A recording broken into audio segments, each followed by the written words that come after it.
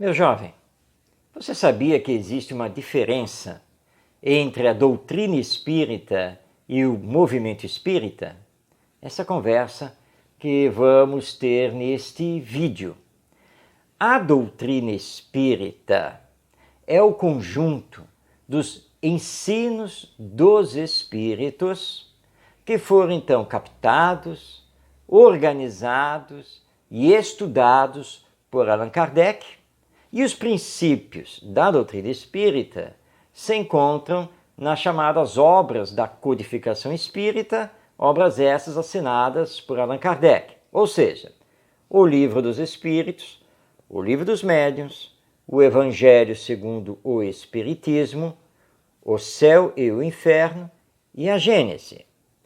E podemos até colocar aqui também a Revista Espírita, que Allan Kardec coordenou, editou durante 12 anos consecutivos, mês a mês.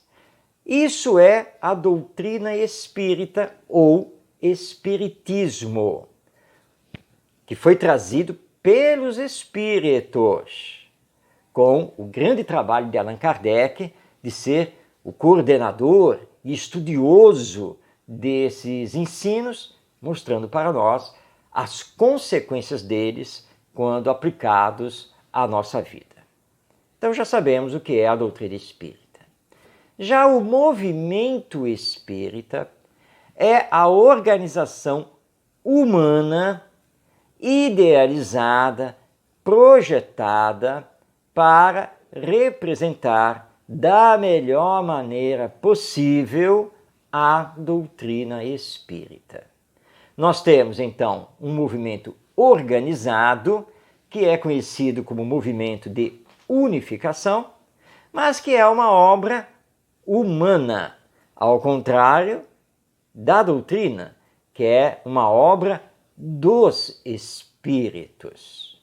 Portanto, o movimento espírita, representado pelas suas diversas instituições, tendo na base os centros espíritas e em cada estado aqui do Brasil a chamada Federativa Espírita, nós temos então um modelo organizacional que pode ter falhas.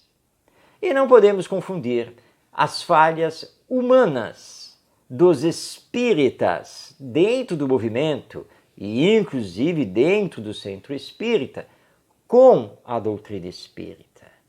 Vamos dar aqui um exemplo bem claro. Eu posso ficar desiludido com um dirigente do centro espírita. Pode acontecer.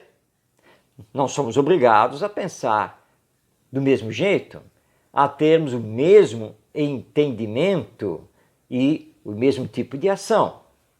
Mas ficar decepcionado com um dirigente não significa estar decepcionado com a doutrina. Lembrando que a doutrina é dos espíritos, partiu deles. Não é criação de nenhum ser humano. Allan Kardec não é nem criador, nem fundador, nem chefe do espiritismo.